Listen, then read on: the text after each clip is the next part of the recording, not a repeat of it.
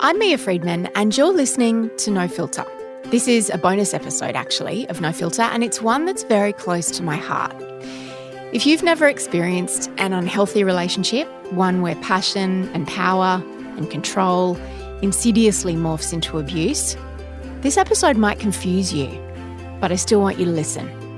Because even if you're one of the women who has never been through that kind of relationship, is not going through it now, I bet you know someone who has, or is. Abusive relationships come in 50 shades. The one most commonly understood is physical abuse. It's a pretty clear line when you're physically harmed by someone who claims to love you. That's what I always told myself, and I knew what that line was. So how did I end up in a relationship with a man who abused me in every other way but with his fists? Looking back, it's still a bit of a mystery to me, to be honest. Like most women, I can't pinpoint when or exactly how the abuse started. Because it's really rare that a relationship begins as abusive. It's usually something that develops really insidiously. And that's the way it was for me after I started dating a guy that I'd known for a little while. It was a relationship that would come to define me in the sense that it made me see what I would never, ever accept again. A relationship that, looking back, had every red flag that only became visible to me with hindsight and perspective, sometimes years later. I was pretty young. I was in my early 20s, but on paper, I still had all the power. He was the same age as me, but the apartment that we lived in was mine. The car he drove was mine. He didn't even have a job, and I had a great one. And there were so many other things in my favour too. I had a supportive family, close friends, I spoke English, and I was educated. I had so many privileges, and yet somehow he took away all my power and he isolated me from those who cared about me, and he turned my life into an everyday nightmare. And he did all of this without ever lifting a finger to me, which is what made it so confusing and insidious. And I think it's why I felt so ashamed. I just couldn't understand how I was in that position. And I did not know how to get out of it. I was stuck there with him for almost 2 years in hell. My guest in this episode is Moo Baulch. Yes, that's her name. It's a nickname that stuck. And she's worked in the not-for-profit and domestic violence space for years before taking on her current role as head of customer vulnerability at the Commonwealth Bank. She leads a team who deal with customers impacted by all forms of financial abuse, from partners to parents, adult children, siblings. It's an issue that we here at Mamamia, and I personally, share Moo's passion for. Because Mamamia is a purpose-driven company, and our core purpose is to make the world a better place for women and girls. And we partnered with CommBank to create this campaign called It Was Invisible. It was certainly invisible when it was happening to me. I was in a relationship that was emotionally abusive, mentally abusive, and there were aspects of financial abuse in there too. And this is a term that I'd never even heard until recently. And it's one that so many women are victim of, and it's one that we need to much better understand as a society. I started by asking Moo in this conversation what she's seen over the many years that she's been working in the domestic violence sector. I feel incredibly privileged that I got to lead, a really small organisation with a big voice for 5 or 6 years over that period where Australia suddenly got domestic violence and started talking about it. Worked with people like Rosie Batty and some really dedicated people within government as well who just saw the opportunity and really wanted to make a change both at a policy level, but then also just so inspired to work with those frontline services. When I was in my early 20s, I was in an emotionally abusive relationship, but I didn't know that's what it was because back then it was the 90s, it was the early 90s, and I knew what physical assault was, but I didn't know, and that was a line for me, a clear line in my mind and in our relationship. But the fact that this person was demeaning me and verbally abusing me and emotionally abusing me, and there were even aspects of financial abuse as well, which I'm going to ask you about in a second. I thought it was just our relationship. I didn't realize that was a thing. How do you think that's changed? Because now emotional abuse and verbal abuse, that's something that's much more understood within the context of relationships. It is. I still think that for many people it's really hard to spot, and that's probably for a range of reasons. I think one of the things that really has shifted in the last 5 to 10 years is that we have started to have an understanding that violence is not just physical. And that we've also started to understand that there may be relationships that are, emotionally abusive for 40, 50, 60 years where, a partner there are never any physical injuries. It's just that fear, and the emotional, psychological abuse is what, women and victims, survivors of violence will say is the hardest thing to recover from. And it's one of the most frustrating bits because there are no physical, signs of this. If you can't see physical injuries, well, then it can't be proper abuse. I think if we can do one thing, it's and to really shatter those sort of myths around domestic and family violence, is to say it's power and control. It's usually one partner misusing power and control over the other. It's living in fear. It's walking on eggshells. It's wondering about whether you can have that conversation because if you do, then your partner might explode. It's that feeling of isolation, of being so cut off from anybody else, and it's usually a pattern of quite systematic cutting somebody off from friends and family and support people and community. Anybody who might be able to actually be a supportive person and say, "Look, I'm a bit worried about you." And I think if we can get that conversation going and really understand that well as a community, then we will come a lot further. It can be very hard for people on the outside to understand, because I remember in the case of this relationship that I had, I seemed to hold all the power. It was my apartment that I paid the rent for. I had a car, he didn't. I had a job, he didn't. And yet I still felt that I had no power in that relationship, and it was still incredibly abusive. Is that a common situation? Yeah. It really is. I mean, there is no such thing as a typical abuser, but there are certainly some, types of behaviour that are pretty common in relationships. So we see things like, that often an abuser can be very extremely charming, extremely plausible to other people. Yeah, very charismatic often. Often very charismatic.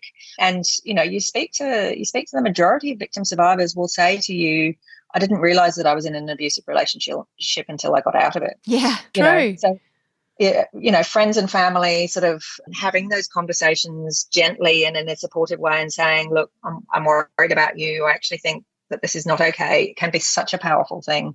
And knowing that it won't just be that first conversation, or it's unlikely to be that first conversation that somebody will say, oh, yeah, something's not quite right. I need to, take steps to change this situation, because often you're feeling incredibly powerless and also probably doubting yourself as well. That sort of gaslighting element of thinking, oh, well, maybe it's not as bad as it is, or I'm overreacting, or this is normal. This is a normal thing that happens in relationships. We don't have, we don't do a great job at teaching kids or adults about what healthy relationships are. I think we're getting better at talking about what the unhealthy signs are, but we're not good at saying, this is what a healthy relationship looks like. This is what real, equality of access to resources and decisions within a partnership looks like. So, yeah, it's tough when you're sort of measuring yourself up against other things and being told, this is normal. This is just the way that relationships are. What are some of the signs of financial abuse, and how is it different to maybe other forms of abuse? Financial or economic abuse is a really interesting one, and it's something, again, that we haven't talked about in a great amount of depth in the last, until the last sort of 3 or 4 years. We know that it occurs, there's a bit of research that's been done that shows that it occurs in the majority, the vast majority of relationships. So where there is abuse going on, and there are other types of abuse, economic abuse, financial abuse is pretty likely to be there. But also it can be quite hidden as well. So when we talk about economic abuse or financial abuse, we think about, somebody going to work and then coming home and, it's a bit of an old-fashioned concept. Their pay packet for the week is taken away from them and they don't have any access to them. Certainly that is one feature of financial abuse, and we know that occurs. But it's also about where you lose or your access to finances is taken away. So it might be preventing somebody from going to work, or it might be forcing them to go go to work. It might be stopping them from going to study so that they can, access work or workplaces. It might be things like, preventing them. Like, I think a lot about the case of Lisa Harnham, which, I don't know if you remember. I do, but can you just remind people who might not know that? It's not that long ago, and I had as I said, the privilege of working at DV New South Wales, Domestic Violence New South Wales, for a few years, and that I guess that was one of the cases that really, I think, rocked Australia in a way and made us think differently about abuse, because Lisa was, middle class, articulate.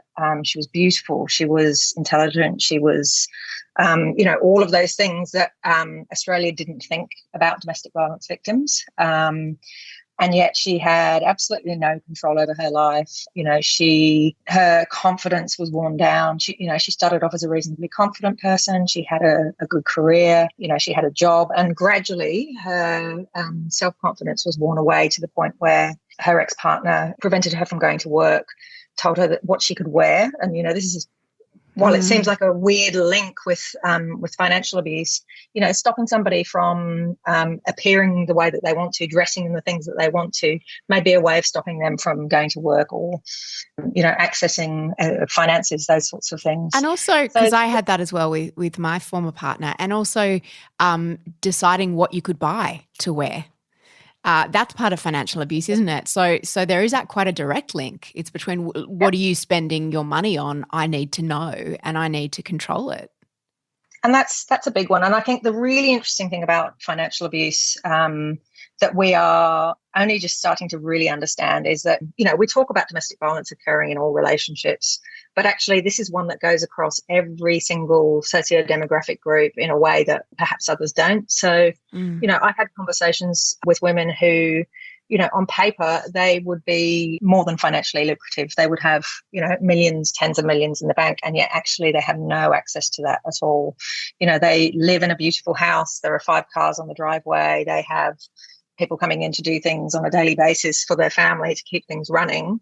And yet when she, jumps in the car to drop the kids off to schools, he's tracking the number of kilometres on her clock and wants her to account for where she's been, if she's, driven a couple of kilometres over what the usual school run is, those sorts of behaviour. It's that real, or she says, like, I can't, yes, I've got, 15 credit cards in my wallet, but I don't actually have any access to any money. I can't buy, anything that he doesn't know about.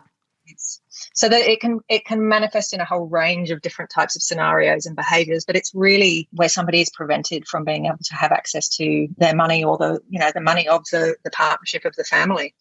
Mo, is it also about financial privacy, like having someone see every cent that you've spent? And I imagine that could sometimes be justified as, oh, you're so terrible with money. A partner saying that to you, and then justifying that as a reason for why they need to have you account for every dollar you've spent.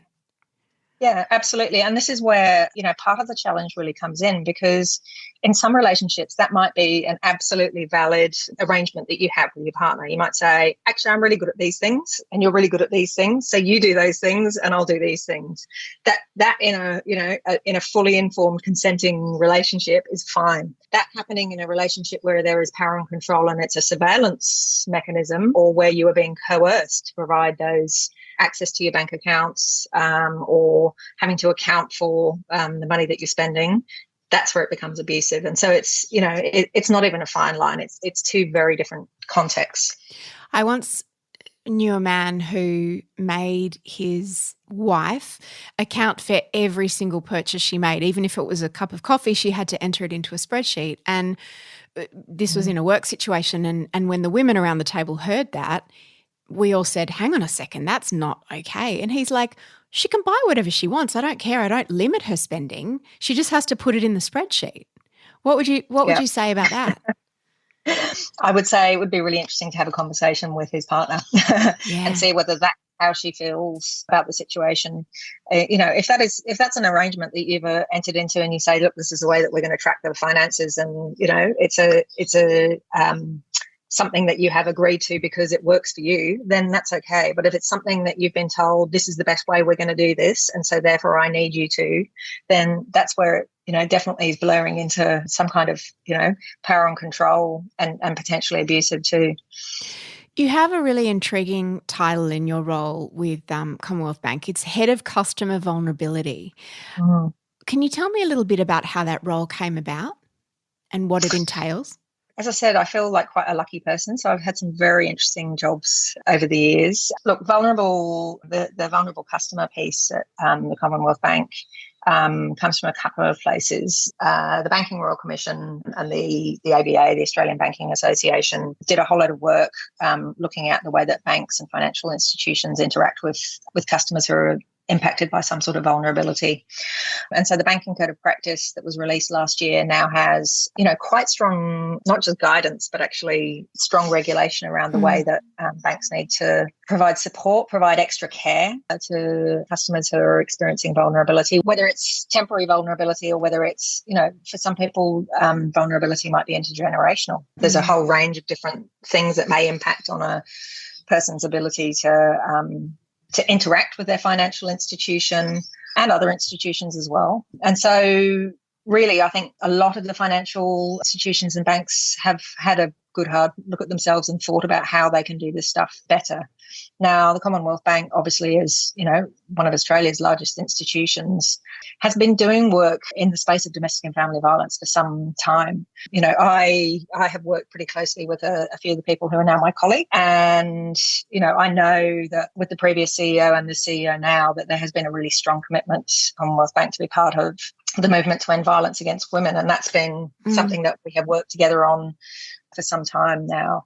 And I think, as we start to talk about financial abuse and as we start to think about moving the issue of domestic violence out of the shadows and out of that sort of something that just happens in people's homes and so we don't talk about it, institutions, small and large businesses, governments, all sorts of non-traditional places that never really would have had anything to do with violence against women before have started to see that they have a real place a real part to play in addressing this. And so, as you know, banks have an awful amount of that, awful lot of data about people. And so being able to use those sorts of things for good and to be able to have conversations with customers that are nuanced, trauma-informed, working from that place of, we have a team, people down in Melbourne who, that every single day they're having conversations with women who are escaping and some men who are escaping domestic violence, and being able to have those conversations in a way that comes from a place of belief. And trust. We're there to try and help you establish your financial safety and begin taking some of those steps to whatever the next bit might be for you. I want to ask you about some of the specifics because we often think of women in abusive relationships approaching shelters, domestic violence shelters, but not really banks. What are some of the things that a bank can potentially do for a woman in a domestic violence situation, whether it's financial violence, any kind of violence that she might be experiencing at home? Yeah, I mean, this is not a new thing, Mia. This is something that, for many, many years, probably decades, women have been going to banks and talking to them about, some of the most intimate details of their lives. I think customers, it's really interesting. Customers have, a lot of connection often with their local branch, the people who work in that local branch. And so that can be in some ways really good because it means you can go and share the most intimate details of your life, but it also can be a challenge as well, So the idea of having a team where our frontline staff can actually refer through to this team so that a person can have a really, it's a confidential conversation. We don't need to know everything about the circumstances of the violence that's occurred. What we need to know is enough to be able to say, you're our customer, we want to help you. Do you need to set up a new safe account? What's a safe account? Many victims of domestic violence will have had their banking compromised in some shape or form. So whether it's that somebody has got access to their credit card, whether it's that they have whether it's that they have their PIN, whether they have details, all of the details of the account. This is their partner who would have all of these things, not just a random. Yeah. Very, very common. And we see this not just within intimate partnerships, within that kind of intimate partnership violence, but also often within sort of broader community and family settings as well, where there might be several people who are, using those kind of perpetrating that violence. So like potentially a father or a brother. Yep, absolutely. Or a son. And so, Yeah, or a son, or a daughter. Or a daughter, or a mother. That's right. That's right. But, we know particularly there are some groups of people, particularly, older people might not have access to, internet banking and those sorts of things. They may not have access to the sorts of things that we use every day to keep a track of our finances. And so making sure that we take extra care with those people, that, as I said, we're having that conversation from a place of, okay, what can we do to help? I'm sorry this is happening, but I believe you. What can I do to support you, and how can I help you establish, some financial safety, whatever that looks like for the customer? For some people, that will be, a really small interaction. It will be as simple as, can you help me out? I just need to change my PIN. Or can you check and tell me if there have been some transactions on my account that I'm not aware of? For other people, they might need a bit more support to be able to do that. So it may be more than one interaction, and it might be, look, we'll fix up this thing for you here so that we know that, nobody else is accessing your accounts. And then what happens is we'll refer you to this branch, go in and have a conversation with this person, and they will help you take the next step. And external referrals as well, referring, making sure that people know that 1-800-RESPECT, the National Sexual Assault and Domestic and Family Violence Counselling Service, is there for them and for friends and family members. Knowing that you've got the men's referral service, those sorts of places where people say to us, look, I'm worried about the impact of my behaviour on my family. Is there somebody I can have a conversation with? So going that extra mile to be able to make sure that people are getting the right sort of support. So, Mo, I suppose one of the things about when you're going through something like this, in my experience, is that you feel like you're the only person this has ever happened to.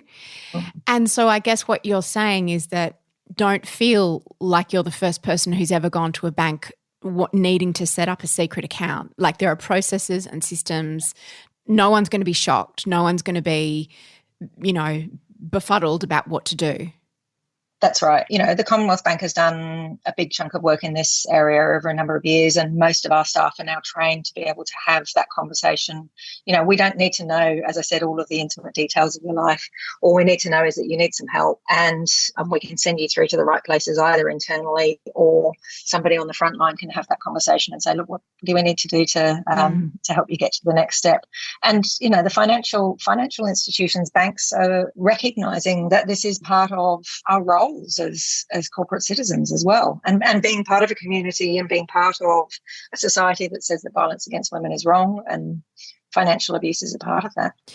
Can you give us an example of a woman whose life's been changed by being able to do this? We had a conversation with a customer, fairly recently, earlier this year, and as you said, Mia, most women, most victim survivors don't label themselves as that, don't ever consider themselves to be, a victim survivor of violence. They often think probably that they've had a series of unfortunate circumstances that have led to this place. But we were speaking to a woman earlier this year, and one of our specialists, was just talking to her about her circumstances and started to unravel the conversation. And it turned out that this woman had taken out a series of, quite large personal loans in order to pay for her husband's debts. And that's, it's a really common thing. We see and hear that all the time.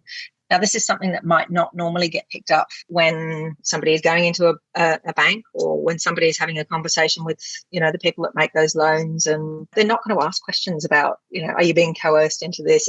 Are you doing this of your free choice? Is this something that is the right thing for you or is it, something that you're being pressured into doing? And even if you do ask those questions, often people are not going to be in a position to be able to answer them honestly. They might be so desperate. They might know that this is the only option for them to be able to get food on the table for their kids that evening. And they might have someone standing next to them, or listening to their phone conversation, or reading their internet correspondence. Yeah, often. And so as we started to sort of have a further conversation with this woman, we asked a couple of questions and realised that actually there were some pretty severe threats against her family. She'd come over from Eastern Europe not that long ago. Her family had been forced to sell some land in order to pay debts back where she came from. And so you could see all these layers of coercion that were occurring, not just within the immediate relationship, but also pressure from family, far away as well. And so we were able to, pass that over to some of our colleagues in another part of the bank. And they said, look, this is very clearly financial abuse. This woman had been paying off the debts for a really long time. but had only just realised that it was something that was actually could be considered domestic violence. And so she got through to our team, and I'm so happy that we were able to kind of have 2 or 3 different conversations with her where we started to unravel some of the complexity of that. And eventually we were able to write off those debts for her. How do vulnerable women get the ball rolling if perhaps their movements are being supervised and their emails are being read and their phones are being checked? How do they even go about taking the first steps? If you're a Commonwealth Bank customer, hop on our website, commonbank.com.au/DV. So we have a page which gives information both about how you can book a time for one of our community wellbeing specialists to call you in a safe time. But also, I would say if you are, if you're banking with any financial institution, go and have a conversation with them, and in whichever way is the safest for you, whether it's giving them a call. We know at the moment it can be really difficult to reach out for help. A lot of people are in their homes. They don't have access to friends or family or those traditional support networks that they have. Find a way to have a conversation with your bank and just say, what is it that you can do for me? Because most banks now have some kind of response, and it may be that your bank can help you with one bit and that they may be able to refer you on to get support from local services. The other thing I would say is, reach out to somebody who you trust, and that might be a GP, it might be somebody in your local branch, but it might be a friend or a family member that is not going to judge you. Just knowing that you are connected to somebody else is so important. That's Moo Baulch there, Head of Customer Vulnerability at the Commonwealth Bank. Oh, if this brought up some things for you, and that conversation brought up some things for me, never will I ask, but why didn't she leave? Because when you're on the inside, it's just not always that simple. And if a woman does not have access to any money, and if all her financial movements are controlled or supervised, then just leaving is so much more complicated, which is why, I'd never thought about the idea of financial institutions being part of the solution. I always thought about domestic violence shelters and frontline support workers, which are obviously incredibly important, and the police and so many service providers, but so are banks. If you want to seek out their services or any more information about this, go to combank.com.au/DV. As I said, we have a whole campaign here at Mamamia called It Was Invisible, with lots of information and resources and support. Even if it's not happening to you, it might be happening to someone in your life. We'll link to all of that information in our show notes. Please stay safe and much love.